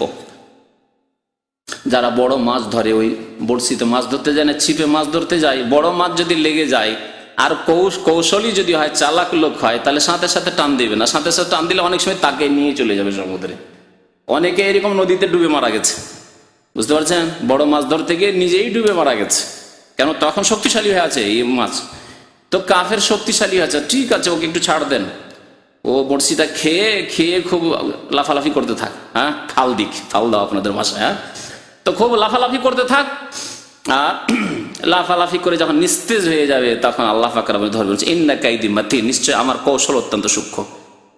আল্লাহ পাক সূরা কালাম আয়াত নম্বর 44-45 বললেন। ওয়াকাল তাআলা, মহান আল্লাহ আরো বলছেন ওয়ালা ইয়াহসাবান্নাল্লাযীনা কাফারু আন্নামা নুমলি লাহুম খায়রুল লিআনফুসিহিম। আল্লাহ কাফেরদেরকে বলছেন যে কাফের, হে বেনামাজি, হে বিধর্মী, হে পাপিষ্ট জালেম, তোমরা এই ধারণা করিও না যে তোমাদেরকে ধরি না তো তোমাদের জন্য এটি কল্যাণকর, তোমাদেরকে কিছু বলি না, তোমাদেরকে শাস্তি দিই না। বেনামাজি, তারপরে তোমার চাকরি 20 বছর 30 বছর ধরে সৌদি আরবে চাকরি করে যাচ্ছ, বেনামাজি হয়ে আছো, কি আল্লাহ ধরলো না? কোনো জায়গায় বালা মুসিবত আসলো না? খুব খুশি। আল্লাহ ওয়ালা ইয়াহসাবান্নাল্লাযীনা কাফারু, কাফেররা যেন এই ধারণা না করে আন্নামা নুমলি লাহুম খায়রুল লিআনফুসিহিম, যে আমি তাদেরকে যে অবসর দিচ্ছি এটি তাদের জন্য মঙ্গলময়, কল্যাণকর। না, এটি কল্যাণকর নয়, খবরদার, ধোকায় থাকবে না।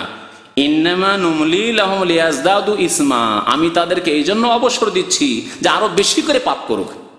অল্প স্বল্প পাপ করে কেন অ্যাক্সিডেন্ট হয়ে মরে যায়, বেশি করে আরো পাপ করুক। 2 বছর 4 বছর বেনামাজি হয়ে থাকলো, কিছু পাপ করে মরলো। একটা লোক 20 বছর 30 বছর সৌদি আরবে থেকে আরো হটকারিতা, শিখলো না কিছুই, মানলো না কিছুই, নামাজও পড়লো না, কবর মাজার পূজাই করতে থাকলো। ওই যে আকিদা, কবর মাজার পূজার আকিদা নিয়ে এসেছিল, সেই আকিদা নিয়ে গেল। আবার এখান থেকে 20 বছর খেয়ে দিয়ে টাকা পয়সা নিয়ে গেল সৌদি আরব থেকে, কিন্তু এখানকার আকিদা ইসলাম মদিনা মক্কার নিয়ে যাবে না। হয়ে গেল ফুরফুরা, গেল আজমের, গেল আটরসি মাইজ ভান্ডারি, গেল শাহজালাল। আল্লাহ বলছেন তোমাদেরকে যে অবসর দিচ্ছি কি জন্য? লিয়াজদাদু ইসমা, আরো গুনাহ করো না বেশি করে।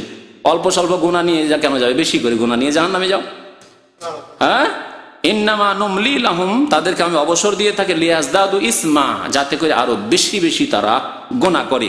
ওয়ালাহুম আযাবুম মুহিন, এবং তাদের জন্য বড় অপদস্থকারী শাস্তি রয়েছে, আযাব রয়েছে, অপমানজনক তাদের আযাব রয়েছে। সূরা আলে ইমরান আয়াত নম্বর 78। এভাবে বহু আয়াত কোরআনে কারিমে রয়েছে। সামুদ জাতি সম্পর্কে বলছিলাম যে সামুদ জাতিকে, আদ জাতিকে আল্লাহ পাক হালাক করেছেন, অথচ তারা খুব শক্তিশালী ছিল। সে সম্পর্কে 2-1টি আয়াত শোনাই। আল্লাহ বলছেন আলাম তারা কাইফা ফাআলা রাব্বুকা বিআদ, সূরা ফজর, সূরা ফজর আমপারা সূরা 6 থেকে 8 নম্বর আয়াতে মহান আল্লাহ ইরশাদ করেছেন হে নবী, আপনি কি দেখেননি কাইফা ফাআলা রব্বুকা, যে আপনার রব আদ সম্প্রদায়ের সাথে কি আচরণ করেছেন। এরামা জাতিল এমাদ, সে এরাম জাতি, ওদের নাম এরাম জাতি ছিল। জাতুল এমাদ, বড়ই শক্তিশালী জাতি ছিল। এমাদ বলা হয় আমুদ, আমুদ মানে খুঁটি, স্তম্ভ। হ্যাঁ, তো স্তম্ভ খুব উঁচা উঁচা স্তম্ভ হয় না, এই জাতি খুব লম্বা, একবারে খুব লম্বা লম্বা ছিল, এদের বডি খুব উঁচা বডি। আল্লাতী লাম ইউখলাক মিসলুহা ফিল বিলাদ, তাদের মতো সুন্দর এবং শক্তিশালী মানুষ পৃথিবীতে আর সৃষ্টি করা হয়নি কোন যুগে। আল্লাহ বলছেন স্বয়ং, মানুষ বলছে না যে মানুষ হয়তো জানে না 200-400 বছর আগে কেমন মানুষ ছিল, তা তো জানেন না। না, আল্লাহ স্বয়ং বলছেন যে আমি আদম আলাইহিস সালাম থেকে শুরু করে এই আদ জাতি পর্যন্ত এত শক্তিশালী জাতি আর মানব জাতির মধ্যে সৃষ্টি করিনি। লাম ইউখলাক মিসলুহা ফিল বিলাদ ওয়া সামুদ আল্লাযীনা জাবুস সাখরা বিল ওয়াদ। আর সামুদ সম্প্রদায় সম্পর্কে শোনো, যে যারা পাথরকে কেটে উপত্যকায় ঘর তৈরি করত, পাহাড়ের পাথর কেটে কেটে পাহাড়ে তারা ঘর নির্মাণ করত। আজকাল পাহাড় কেটে সুড়ঙ্গ তৈরি করা হচ্ছে, রাস্তা তৈরি করা হচ্ছে। মক্কার আশেপাশে যখন সুড়ঙ্গের মধ্যে গাড়ি ঢুকে তখন আল্লাহরও প্রশংসা করি, আর আজকালকার প্রযুক্তিরও প্রশংসা করি আমরা, আর এই সরকারের প্রশংসা। আরে বাপরে, মক্কা চারিদিকে পাহাড়ে ঘেরা, তবু কত রাস্তা করে সরকার যে কত কাজ করেছে, আর এই প্রযুক্তি আজকে কত যে উন্নতি করেছে, যে পাহাড় কেটে কেটে এত সুন্দর ঘর আর লাইটিং, রাস্তা আর লাইটিং, আর কোনো অন্ধকার নেই, কোনো পেরেশানি নেই, কত সুন্দর সমতল রাস্তা করেছে। প্রশংসা করছেন না করছেন না? প্রশংসা করছেন। তো এই সামুদ জাতি আজকে থেকে 8000-10,000 বছর আগের ইতিহাস, খুব পুরনো জাতি, 200-400-500 বছর আগের নয়, নবী সাল্লাল্লাহু আলাইহি ওয়াসাল্লামের জামানার, তার পূর্বের জামানার নয়। সামুদ জাতি খুব প্রাচীন জাতি। সালেহ আলাইহিস সালাম তাদেরকে আল্লাহ উষ্ট্রি দিয়েছিলেন, মুজিজা, অলৌকিকত্ব স্বরূপ। আর সে উষ্ট্রির দুধ খেয়ে গোটা জাতি বাঁচতে পারতো, কিন্তু যখন বদমাইশি করলো আর ওটিকে জবাই করে দিল, আল্লাহর আযাব আসলো। যাদের কথা আল্লাহ পাক রব্বুল আলামিন সূরা আশ-শামসে ওয়াদুহাতে উল্লেখ করেছেন, নাকাতাল্লাহি ওয়া সুকিয়াহা, আল্লাহর ওষ্ট্রিকে স্পর্শ তোমরা করবে না। আল্লাহ পাক রব্বুল আলামিন তাদের ঘটনা উল্লেখ করেছেন। তো বলছেন এই সামুদ জাতির কথা তোমরা স্মরণ করো, আল্লাযিনা জাবুস সাখরা, যারা পাথর কেটে কেটে উপত্যকায় পাহাড়ের পাথর কেটে তারা ঘর নির্মাণ করত। আল্লাহ পাক রব্বুল আলামিন আরো বলছেন সূরা কাসাসের 58 নম্বর আয়াত, যে এরাকে আল্লাহ যখন ধ্বংস করে দিলেন, এসব এলাকা দিয়ে যদি তোমরা ভ্রমণ করো, ফাতিলকা মাসাকিনুহুম লাম তুসকান মিন বাদিহিম ইল্লা কালিলা, এদের ঘর বাড়ি এত মজবুত ঘর বাড়ি, তাদের ঘর বাড়িতে আর কোন যুগে কেউ বসবাস করেনি। আযাবের এলাকা, তো আল্লাহর শাস্তির এলাকা, কেউ সাহস করে বসবাস করতে চায়নি। কোন এলাকায় যদি একবার ভূমিকম্প হয়ে যায় আর বিধ্বস্ত এলাকা থাকে, ঘর বাড়ি সব ধ্বংস হয়ে গেছে, ওই এলাকায় নতুন করে ঘর বাড়ি বাঁধতে মানুষ ভয় করবে, যে কি জানি কি হয় না হয় আবার, তাই না? তো এইরকমই হয়েছে। তাই আল্লাহ বলছেন যে এইসব ঘর বাড়ি এমন ঘর বাড়ি ছিল যে লাম তুসকান মিন বাদিহিম ইল্লা কালিলা, এসব এলাকায় আর কোনো জাতি বসবাস করেনি, সামান্য কিছু জাতি হয়তো কোনো যুগে কেউ বসবাস করেছে। ওয়া কুন্না নাহনুল ওয়ারিসিন, আর আমি আল্লাহ তো উত্তরাধিকারী, আমি তো এসবের মালিক। উত্তরাধিকারী কি হয়? মালিক হয়। বাবা মরে গেছে, তারপরে তার ধন সম্পদের মালিক হলো, কিন্তু এই ছেলেও তার চিরকাল থাকবে না, তারপরে সে মরবে, আবার অন্য কেউ মালিক হবে। আল্লাহ পাক রব্বুল আলামিন এমন ওয়ারিসের ওয়ারিস, এমন মালিক যে সব কিছুর মালিক শেষখানে আল্লাহ পাক রব্বুল আলামিন।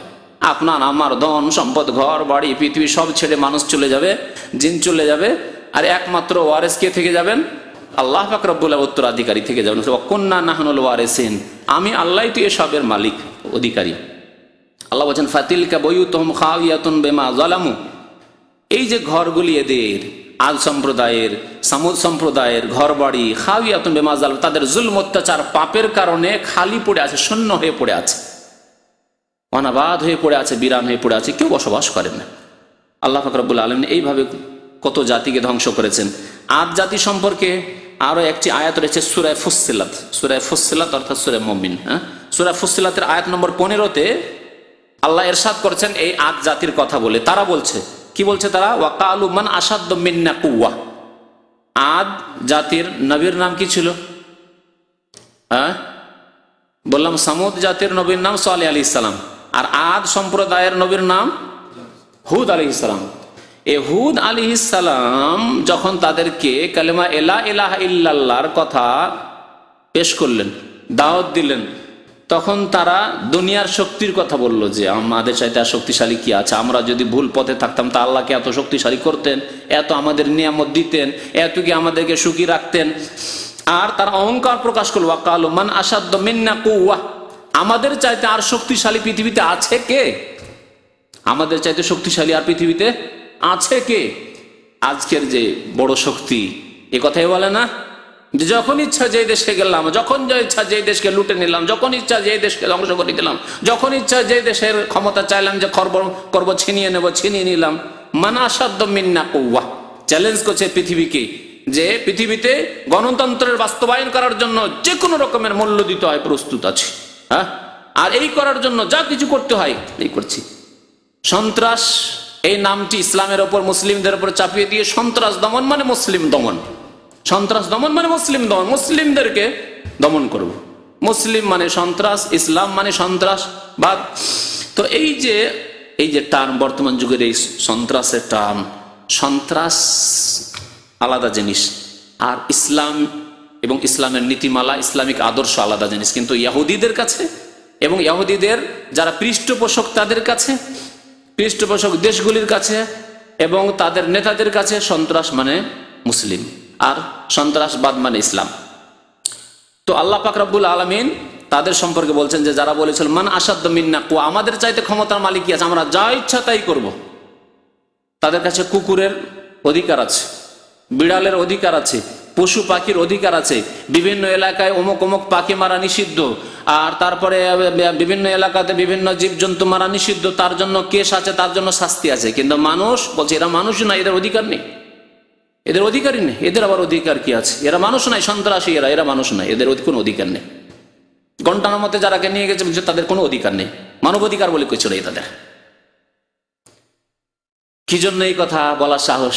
তাদের ধারণা যে মান আশাদ্দু মিন্না কুওয়া, আমাদের চাইতে ক্ষমতা আর কি আছে, আমাদের সামনে এসে কে বলবে যে না এটা অন্যায়, এই মানব অধিকার লঙ্ঘন হচ্ছে, এরা কি মানুষ না, এদের উপর জুলম অত্যাচার হচ্ছে, এগুলি তো চলবে না, এটা বলার মতো কেউ নেই। মান আশাদ্দু মিন্না কুওয়া। আল্লাহ বলছেন আওয়ালাম ইয়ারাও, তারা কি অন্তর্দৃষ্টি দিয়ে দেখে না, চক্ষু দৃষ্টি দিয়ে দেখে না?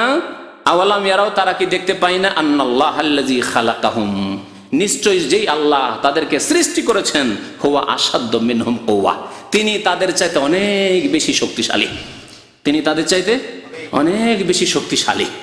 আল্লাহ পাক রব্বুল আলামিন ফিরআউনকে কি শাস্তি দিয়েছেন তা কি তোমাদের চোখের সামনে নেই?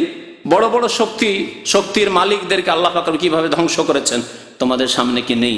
আওয়ালাম ইয়ারাউ আন্নাল্লাহ আল্লাযী খালাকাহুম হুয়া আশাদ্দু মিনহুম কুওয়া, আল্লাহ সর্বশক্তিমান, আল্লাহ পাক রব্বুল শক্তি সমস্ত শক্তির উপরে। সুতরাং আল্লাহ পাক রব্বুল কখন যে পাল্টিয়ে দিবেন, অবস্থা পাল্টিয়ে দিবেন। কিন্তু অবস্থা পাল্টিয়ে দেওয়ার জন্য আল্লাহ মুমিনদেরকে বলছে ইন্নাল্লাহ লা ইউগাইয়িরু মা বিকওমিন হাত্তা ইউগাইয়িরু মা বিআনফুসিহিম, নিশ্চয় আল্লাহ কোনো জাতির অবস্থা পরিবর্তন করেন না যতক্ষণ পর্যন্ত তারা নিজের অবস্থাকে নিজেই পরিবর্তন না করে। নিজের অবস্থাকে পরিবর্তন যদি না করেন, আল্লাহর দিকে প্রত্যাবর্তন না করেন, আল্লাহর দিনের দিকে যদি না ফিরেন, আল্লাহর মসজিদে আল্লাহর ঘরের দিকে যদি না ফিরেন, 5 ওয়াক্ত নামাজের দিকে যদি না ফিরেন, ফজরের নামাজের দিকে যদি না ফিরেন, তাওহীদের দিকে, আল্লাহর একত্রের দিকে যদি না ফিরেন, কবর মাজার এই শিরক থেকে যদি বিমুখ হয়ে আল্লাহর দিকে একমাত্র না ফিরেন, আল্লাহ পাক রব্বুল কোনোদিন এই উম্মতের দিকে ফিরবেন না, আল্লাহ অবস্থার পরিবর্তন ঘটাবেন না।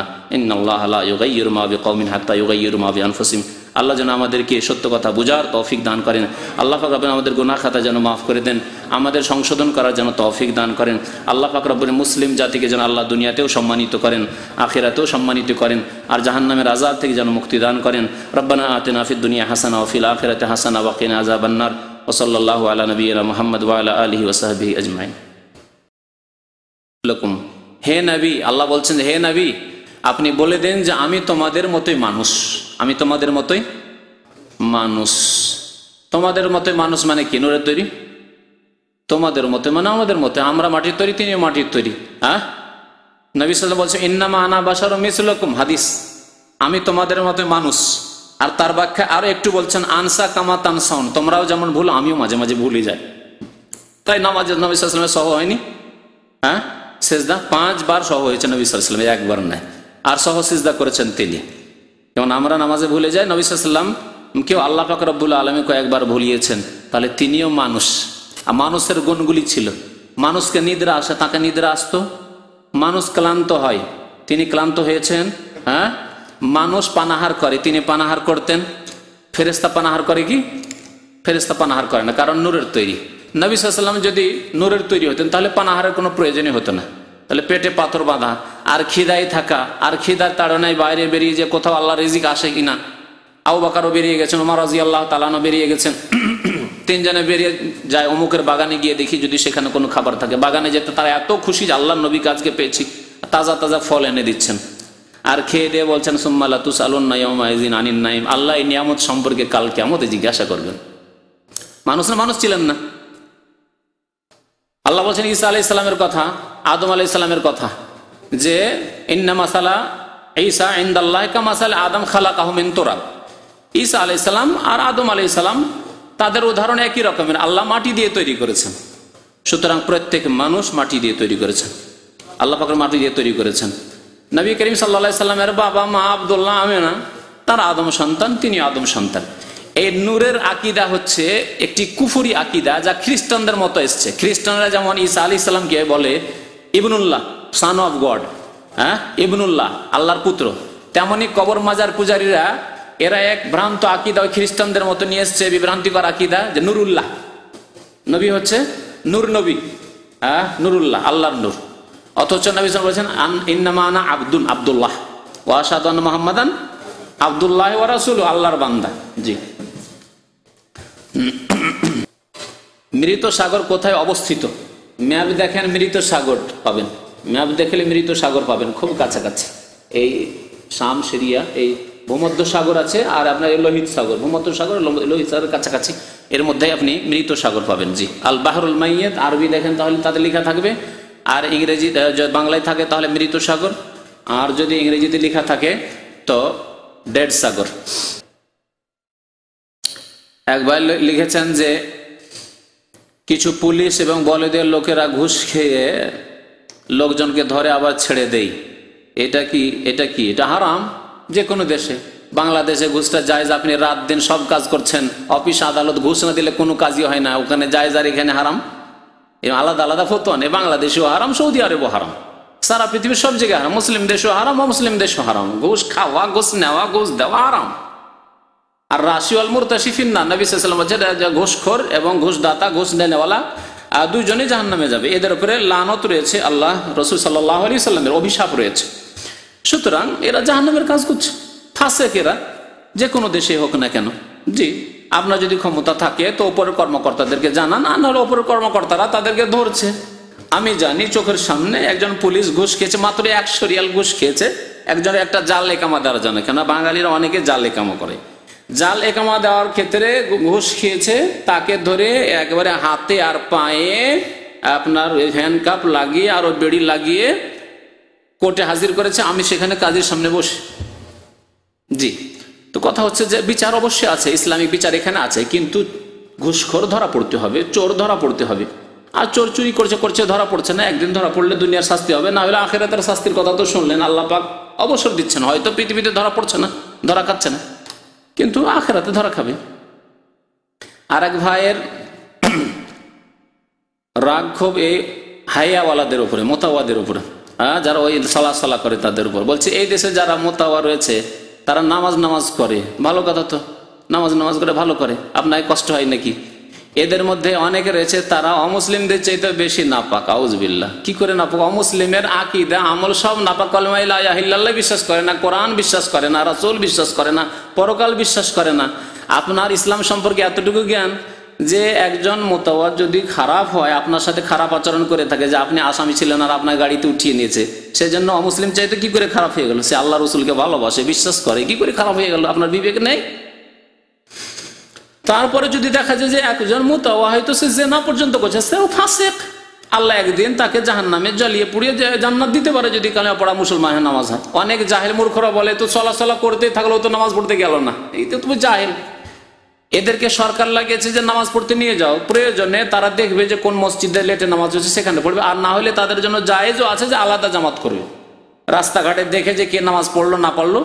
কারণ যতক্ষণ একামত হয়নি ততক্ষণ তো লোকজন বলতে পারে যে আমি যাচ্ছি মসজিদে।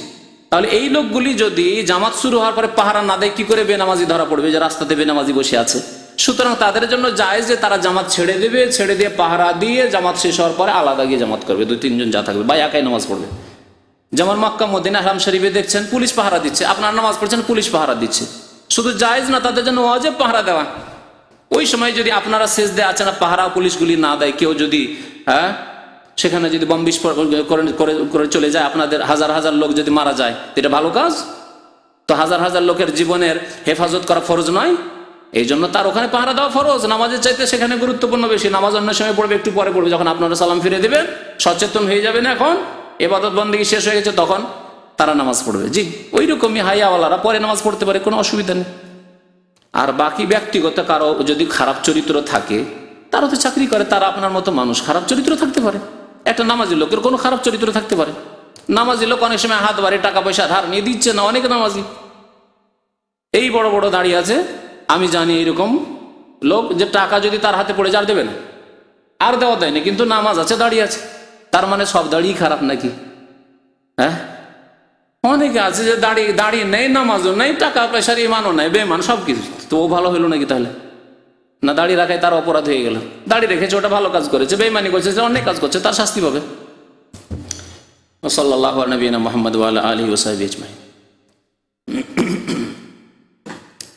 এক ভাই আপনাদের বিরুদ্ধে অভিযোগ করেছেন, আপনাদের সবার বিরুদ্ধে নয়, বলছে এক ভাই আলোচনা না শুনে ঘুমায় এবং শেষে খাবারে অংশ নেই। আল্লাহ হিদায়াত করে। হ্যাঁ, আমাকে না জানিয়ে, অবশ্য নাম ধরে জানান নিয়ে এতে কোনো অসুবিধা নেই, জায়েজ আছে। যদি নাম ধরে জানালে এটা জায়েজ ছিল না। আমাকে না জানে ওনাকে বলবেন যে যে আল্লাহর রাস্তায় একটু শুনবেন, দিনের কথা শুনবেন, তারপরে খাবেন। কথা বুঝতে পারছেন তো? হতে পারে যে সকালবেলা বেচারা ডিউটি করে এসছে, ভালো ধারণা রাখতে হবে। অনেকের কফিলে 10:30 পর্যন্ত ডিউটি, 10:30 পর্যন্ত যদি সকাল থেকে আমি ডিউটি করে আসতাম, তাহলে আমিও ঘুমাইতাম। শুনলে, বললে ঘুম আসবে না, যতই ক্লান্ত থাকি, শুনলে হয়তো আমারও ঘুম আসতে পারে। তো কথা হচ্ছে যে আল্লাহ মাফ করে এরকম ত্রুটি, আর যেন আমাদেরকে সংশোধন করার তৌফিক দান করে। এই মজলিসে বসলেন আর দিনের কথা শুনলেন না, শুধু ঘুমাইতে থাকলেন, তো লাভ কি? আউযুবিল্লাহ। এইসব প্রশ্ন খাস মজলিসে জিজ্ঞেস করে ভালো। বলছে এক প্রবাসী ভাইয়ের স্ত্রী অন্য লোকের সাথে বাসা ভাড়া করে 3 দিন থেকে ফিরে এসছে। আউযুবিল্লাহ, আস্তাগফিরুল্লাহ। এখন তার সাথে বসবাস করা কি যাবে? সে দুশ্চরিত্র এবং জেনাকারিনী, সুতরাং জেনার যে শাস্তি বা সেসব শাস্তি যদি এখানে ইসলামী সরকার আছে, যদি এখানে হয়, তাহলে এখানে পৌঁছলে তার শাস্তি হবে। আর যদি মনে করে আমরা জানাবো না, নিজেরাই সালিস বিচার করে সংশোধন করব, তা করতে পারেন। আর তার স্বামীর জন্য তালাক দেওয়া জায়েজ আছে। বরং তার স্বামী যদি সৎ হয় তো রাখা ঠিক নাই, কারণ সৎ লোক, ইমানদার লোককে এইরকম দুশ্চরিত্র নারীকে রাখা, স্ত্রীকে রাখা জায়েজ নয়। তবে সেও যদি চরিত্রহীন হয়, তাহলে বলবো না যে তালাক দেওয়া জরুরি। স্বামীও চরিত্রহীন, বেগায়রা দায়ুস, হয়তো ওই বন্ধুকে যার সাথে চলে গেছে তাকে হয়তো বাড়িতে নিয়ে আসে, তার সাথে গল্প করা স্ত্রীকে, তাহলে এরকম লোককে বলবো না যে তুমি স্ত্রীকে তালাক দাও, তুমি দোষ করেছো। দোষ তো সেই করেছে, যোগাযোগের ব্যবস্থা সেই করে দিয়েছে। হয়তো তার সামনে কথা বলে কিছুই বলে না, হয়তো এইরকম যোগাযোগ তার সামনে হয়েছে। সুতরাং এই নিজেও যদি ফাসেক হয়, তাহলে ফাসেকের সাথে ফাসেক স্ত্রী থাকবে। আর যদি ইমানদার মুমিন ভালো মানুষ হয়, তাহলে এইরকম স্ত্রী রাখা জায়েজ নয়, ছেড়ে দেবে।